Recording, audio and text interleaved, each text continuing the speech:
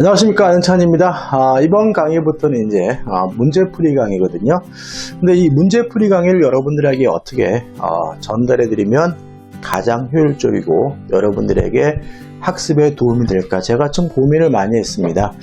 그래서 이번 올해는 초핵심 요약 강의와 문제풀이를 결합하려고 해요. 그래서 초핵심 요약 강의에서 진짜로 여러분들이 문제를 풀기 위해서 가장 필요한 기본적인 내용을 먼저 정리해드리고, 그것을 기반으로 해가지고 필수 문제, 기출 문제는 아니지만 여러분들이 반드시 알아두셔야 될 예상 문제를 생각하시면 되겠죠. 필수 문제를 풀어보는 이런 단계를 할 거고요. 아마 이렇게 공부하시는 것이 가장 효율적이지 않을까 하는 것이 저의 생각입니다. 그래서 저는 개인적으로 초핵심 요약 정리와 필수 문제 풀이 강의, 요 강의 하나 가지고 모든 수험 준비가 다 끝냈으면 하는 마음으로 만드는 영상이니까요. 반복해서 학습하시면 되고, 그 다음에 이런 것은 기본 기초가 되어 있다는 것을 전제하는 것이니까, 만약에 수업을 듣다가 이해가 안 되거나 어려운 내용이 있다면 우리 민잡의 기본서 강의의 그 해당 부분을 찾으셔서 이해하시려고 노력하시면 접근하시면 될 것 같아요. 자, 이제부터 시작할 건데, 먼저 맨 앞에 있는 핵심 내용부터 정리해 보도록 하죠. 자, 권리의 변동 및 법률행위입니다. 자, 일단 권리의 변동에서 우리가 첫 번째 정리해야 될 것은 뭐냐면 권리의 변경이라는 내용이에요. 시험에 잘 나오진 않은데 꼭 기억해 두셔야 되는데, 자, 권리의 변경, 첫째, 주체 변경. 주체가 바뀌었다는 거죠. 기억할 것은 이전적 승계와 같은 말이다. 왜냐하면 이전적 승계를 하게 되면 결국은 뭐가 이루어지는 거죠? 주체의 변경이 있으니까요. 그 다음에 내용의 변경이죠. 내용의 변경은 두 가지가 있는데, 첫째 질적 변경, 두 번째 양적 변경이고요.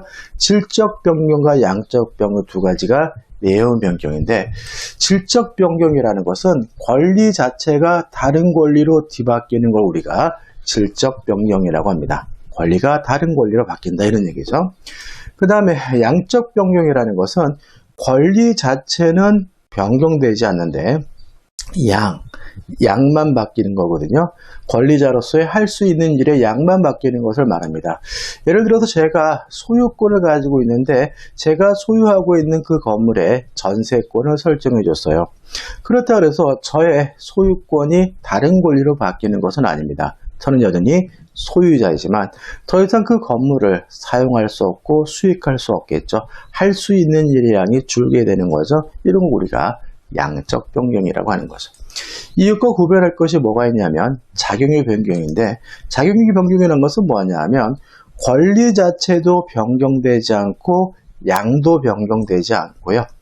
힘, 파워만 변경되는 것을 우리가 양적 변경이라고 합니다. 주택 임차권자가 대항력을 대항할 수 있는 힘, 요걸 취득하는 것도 뭐죠? 작용의 변경이고, 2순위 저당권자가 1순위로 순위가 승진되는 것도 똑같은 저당권인데 2순위가 1순위가 된다, 좀 더 힘이 센 저당권으로 바뀌니까 이런 거 우리가 작용의 변경이라 한다, 이렇게 기억하면 되겠죠. 자, 그 다음에 이제 앞에 우리가 법률 사실이 뭐냐 깨알같게 나오는데, 그 중에서 우리가 반드시 정리될 것이 뭐냐면 적법행위인 거죠. 자, 적법행위는 둘로 나뉩니다. 법률행위라는 것하고 준법률행위라는 것으로 나뉘어요. 나누는 기준은 뭐냐면 의사표시입니다. 그 행위 속에 의사표시가 들어있으면 적법행위고요. 의사표시가 들어있으면 법률행위고, 의사표시가 들어있지 않으면 준법률행위인 거죠. 다시 말하면 법률행위라는 것은 뭐냐면 의사표시가 들어있는 적법행위가 법률행위고요. 주의하실 것은 이 법률행위 효과는 무엇에 의해서 결정되냐면 의사표시, 다른 말로 하면 원하는 바에 따라서 결정이 되겠죠. 그 다음에 준법률행위는 뭐냐면 의사표시가 없는 적법행위를 준법률행위라고 하고, 준법률행위의 가장 중요한 특징은 뭐냐면 그 효과가 법률 규정에 의해서 결정된다는 점이라는 거 꼭 기억해 두셔야 되고, 뭐가 준법률행위냐? 의사의 통지가 준법률행위인데 각종 체고와 거절이 준법률행위다. 그 다음에 객관적 사실을 알려주는 관념의 통지도 준법률행위인데 우리 시험 범위 안에서 대표적인 관념의 통지는 대리권 수요의 표시, 승낙, 연착의 통지가 있고요. 또 감정의 표시도 준법률행위인데 용서는 감정의 표시로서 준법률행위를 이해합니다. 그 다음에 세 가지를 제외한 나머지 모든 준법률행위를 우리가 사실행위라고 한다. 이렇게 정리하면 되겠죠. 자, 이제 법률행위에 대해서 정리해 보겠습니다. 자, 법률행위의 성립 요건입니다.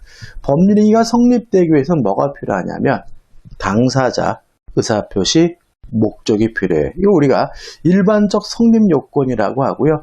문제를 풀기 위해서는 이 성립 요건에 관해서 어떤 개념을 반드시 기억해 두셔야 되냐면 요물계약이라는 개념을 기억해 두셔야 됩니다.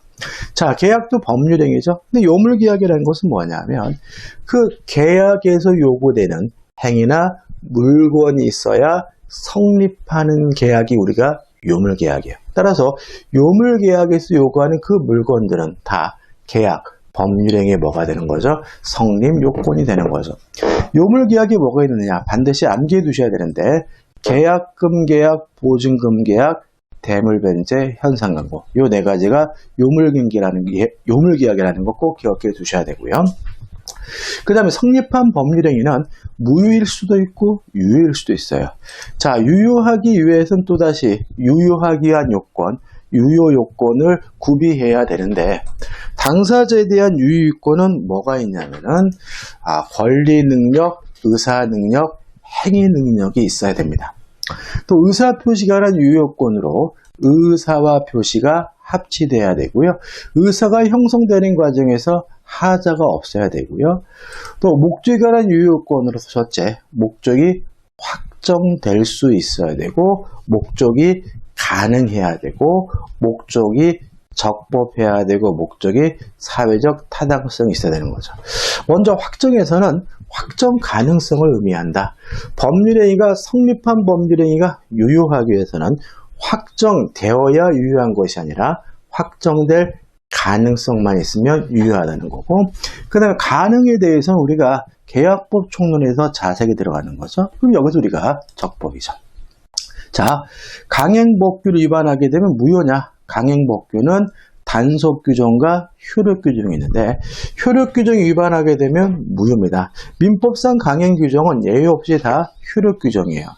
근데 단속규정 위반하게 되면 처벌은 받지만 그 행위 자체가 유효하게 되는데 이 단속규정의 종류는 꼭 기억해 두셔야 돼요. 중간 생략 등기 금지 규정. 다시 말하면 부동산 등기 특별조치법의 중간 생략 등기 금지 규정은 단속 규정입니다. 따라서 하다 걸리면 유효하지만 처벌은 따르고요. 또 주택법의 전매 금지 규정도 단속 규정으로 이해됩니다. 따라서 하다 걸리면 처벌은 받지만 그 전매 행위 자체는 무효가 아니라 유효라는 거 꼭 기억해 두셔야 됩니다. 그 다음 유효요건과 관련해서 우리가 꼭 생각해야 될 것이 뭐냐면 유동적 무효라는 개념이에요. 자, 유동적 무효라는 것은 뭐냐면 지금은 무효지만 일정한 요건을 갖추면 유효로 뒤바뀔 가능성이 있는 무효가 유동적 무효고요. 따라서 유동적 무효에서 요구하고 있는 그 요건들은 다 뭐가 되는 거죠? 유효하기 위한 요건, 효력 발생 요건이 되는 거죠. 그러면 유동적 무효가 뭐가 있느냐? 토지 거래 허가 구역 내 거래가 유동적 무효죠. 따라서 그 허가는 유효 요건이고요. 무권 대리행위도 본인의 입장에서는 무효입니다. 따라서 추인은 유효 요건이 되고요. 정지 조건이란 지금은 효과가 없지만 조건이 성취가 돼야 비로소 효과가 생기는 거 우리가 정지 조건이라고 하고요. 따라서 정지 조건이 성취가 돼야 비로소 효과가 생기니까 정지 조건부 법률행위에서 조건의 성취는 뭐가 되는 거죠? 효력 요건이 되는 거죠. 그 다음에 시기부 법률행위죠. 시기부 법률행위도 유동적 유효입니다. 따라서 시기부 법률행위에서 기한의 도래는 유효요건이고요. 학교 기본재산의 처분입니다. 학교 기본재산의 처분도 주무관청의 허가가 없으면 무효거든요. 따라서 일단은 무효였다가 주무관청의 허가를 받으면 유효로 바뀌니까 학교 기본재산의 처분도 유동적 무효죠.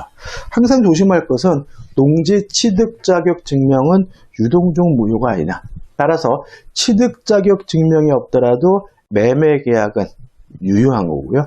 무효가 아니라 유효한 것이고, 다만 자기 앞으로 등기를 못할 뿐이라는 거 주의하시기 바랍니다. 자, 이제 목적의 사회적 타당성에서 이제 뭘 봐야 됩니까? 반사회적 법률행위를 봐야 되겠다. 이것도 잘 정리해야 되는데, 첫째, 법률행위 자체가 사회 질서에 반하는 경우, 나쁜 짓을 말합니다. 뭐 첩계약, 도박, 범죄계약 이런 걸 말하는데, 이거 관련돼서 우리 판례가 변호사의 형사사건의 성공보수약정은 반사회적 법률행위로서 무효라고 2015년도에 판시했어요. 다시 말하면 민사사건에 관한 성공보수약정은 무효가 아니라 유효인데, 형사사건에 관한 성공보수약정만은 반사회적 법률에서 뭐인 거죠? 무효인 거죠. 그러면 그 전에 한 것은 어떻게 되느냐? 이 문제에 대해서 우리 판례는 법률행위시를 기준으로 판단한다. 따라서 법률행위를 할 당시를 기준해서 반사회적인지 아닌지를 판단하기 때문에 2015년 이 판례 전에 형사사건에 관한 성공보수약정은 유효하지만 이 판례 이후에 이루어진 형사사건에 관한 성공보수약정은 반사회적 법률에서 무효라는 것이 우리 판례의 입장인 거죠. 두 번째는 법률행위 자체는 반사회적이지 않아요. 다만 금전적 대가 결부됨으로써 반사회적인 경우가 있는데, 첫째, 정당한 증언이죠. 자, 본대로 정당하게 증언하기로 한 것은 반사회적이지 않죠. 다만 돈을 받거나 돈을 요구하게 되면 반사회적 무효라는 것이 우리 판례 입장이고요. 또 공무원의 정당한 직무 집행 반사회적이지 않습니다. 다만 공무원의 정당한 직무 집행을 이유로 금절 요구하거나 금전을 받기로 했다면 반사회적 법률에서는 무효인 거죠. 세 번째 중요하죠. 자, 서로 나쁜 짓이라 하더라도 그것이 인간이면 당연히 하는 것으로 평가된다면 반사회적이지 않다는 것이 우리 판례 입장입니다. 뭐가 있느냐? 세금 회피나 채무 회피는 어떠한 경우에도 반사회적이지 않습니다. 또 이미 만들어놓은 비자금, 범죄자금을 은닉하는 행위도 반사회적이지 않습니다. 또 대표적으로 투기 행위도 반사회적이지 않아요. 자, 이런 것들은 개별법에 의해서 그것이 금지가 된다면 무효가 되거나 처벌이 될 수는 있어요. 그렇지만 이 자체가 반사회적인 것은 아니라는 것이 우리 판례 입장임을 주의하시기 바랍니다. 자, 효과입니다. 무효입니다. 따라서 이행하기 전이면 이행할 필요가 없는 거고요. 또 이행하지 않더라도 책임지지 않아요. 근데 주의하실 것은 일단 대표적인 절대적 무효죠. 따라서 제3자가 선이라 하더라도 보호되지 않음을 주의하셔야 되고요. 또 절대적 무효이기 때문에 추인할 수 없다는 것도 꼭 기억해 두셔야 되겠죠. 그 다음 이행할 필요가 없는데도 불구하고 이행을 했다면 어떻게 할 것인가? 이행한 것은 불법 원인급여이기 때문에 반환 청구하지 못한다. 특히 부동산에 관한 이전 등기를 해준 경우에는 불법 원인급여이기 때문에 반환 청구하지 못하므로 그 소유권이 상대방에게 확정적으로 귀속된다는 것이 우리 판례 입장이라는 것까지 꼭 기억해 두셔야 됩니다. 자, 이중매매입니다. 자, 갑이 자신이 소유하고 있는 부동산을 을과 만나서 매매 계약을 했는데 또다시 병과 만나서 매매 계약을 하고 이전 등기를 해줬어요. 이거 우리가 이중매매거든요. 자, 이중매매는 원칙적으로 유효합니다. 책임을 져야 된다는 얘기죠. 따라서 첫 번째 매매 계약도 유효하고 두 번째 매매 계약도 유효하는데 누구한테 소유권이 가느냐? 먼저 등기한 사람에게 소유권이 가는 거죠. 따라서 병 앞으로 등기가 됐다면 병은 선, 악, 불문하고 소유권을 갖게 되는 거죠. 갑과 을 간의 첫 번째 매매 계약도 유효한데 갑이 을에게 등기를 못 해주는 것은 이행불능 채무불이행이니까 이제 을은 갑과의 매매 계약을 이행불능 채무불이행을 이유로 계약을 해지한 후에 원상회복 및 손해배상을 청구하게 되는 거죠. 이게 뭐죠? 원칙인 거죠. 항상 그러느냐? 아닐 수도 있다. 제2매수인 병이 아는 것을 넘어서 적극 가담하게 되면 이 이중매매는 반사회적 법률에서는 무효가 된다는 것이 우리 판례 입장이고요. 따라서 병의 등기는 무효니까 그 소유권은 갑에게 있는 거죠. 근데 문제는 갑과 병 간의 매매 계약이 반사회적 법률에서 무효이기 때문에 갑이 병에게 이전 등기해 준 것은 불법 원인급여예요. 따라서 갑 스스로가 병의 등기에 대해서 말소를 청구할 수는 없고요.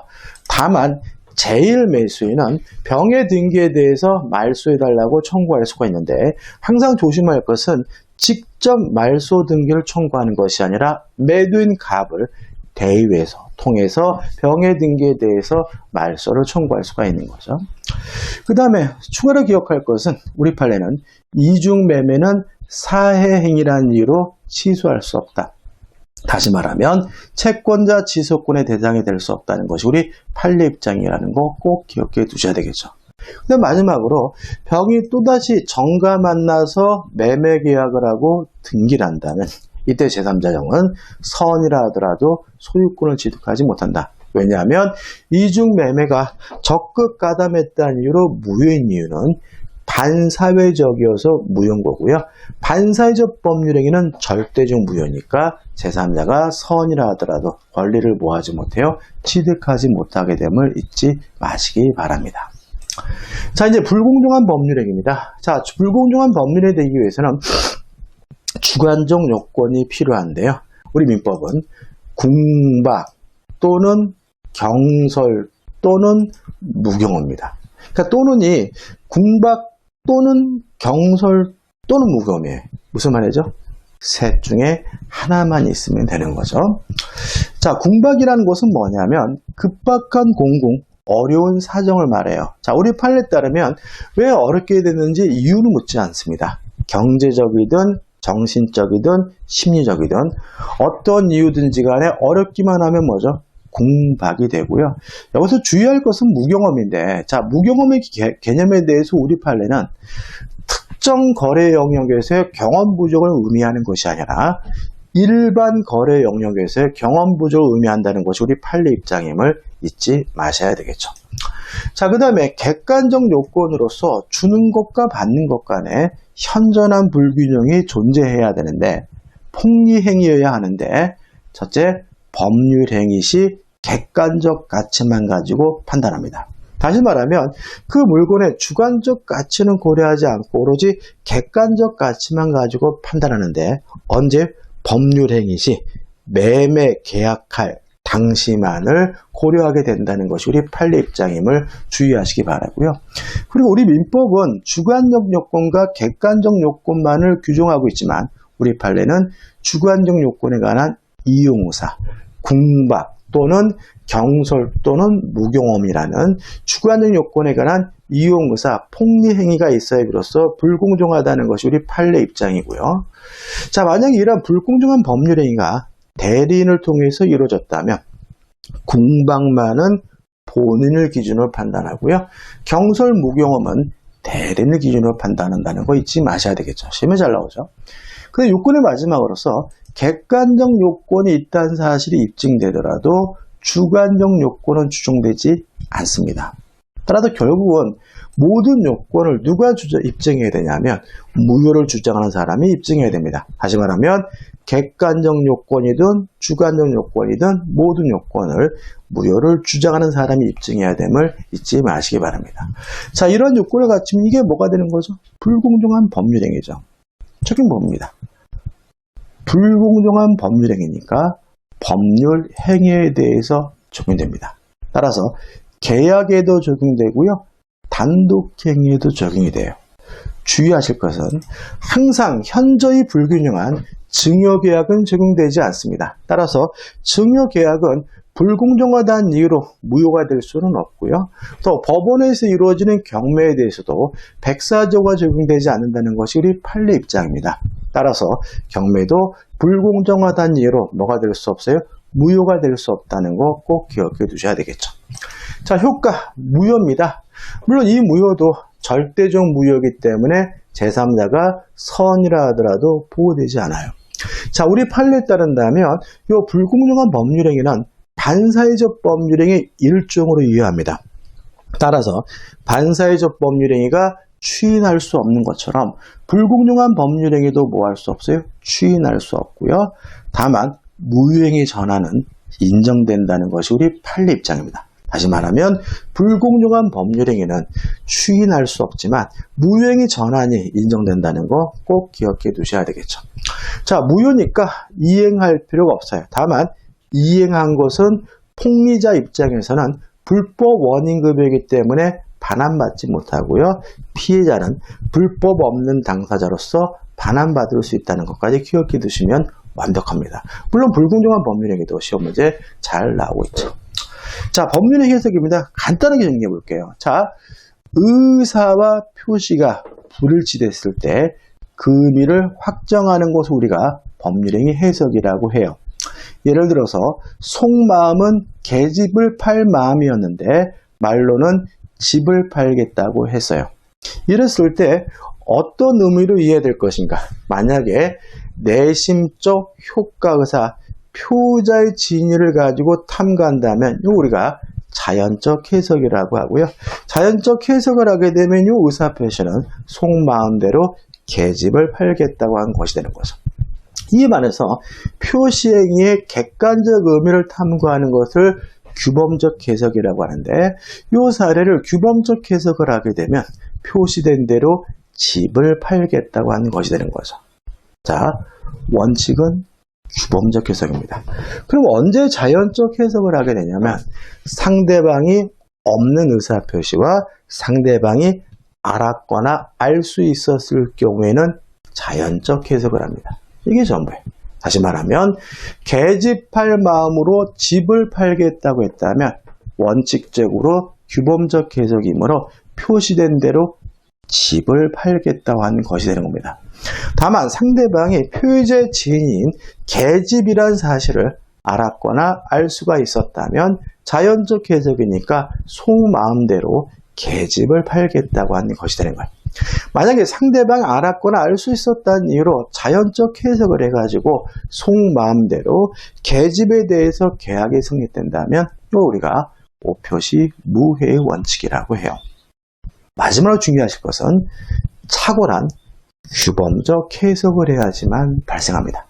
만약에 자연적 해석을 해가지고 법률의 자체가 성립하지 않았거나 또 오표시 무의 원칙의 경우에는 착오 문제가 발생할 수 없다는 것도 꼭 기억해 두셔야 돼요. 그래서 우리가 수험적으로는 법률의 해석이 무엇인지에 대한 개념하고 원칙이 규범적 해석, 상대방이 알았거나 알 수 있었으면 자연적 해석이고 상대방이 알았거나 알 수 있었다는 이유로 자연적 해석을 하는데 법률이 성립된다면 그것이 뭐예요?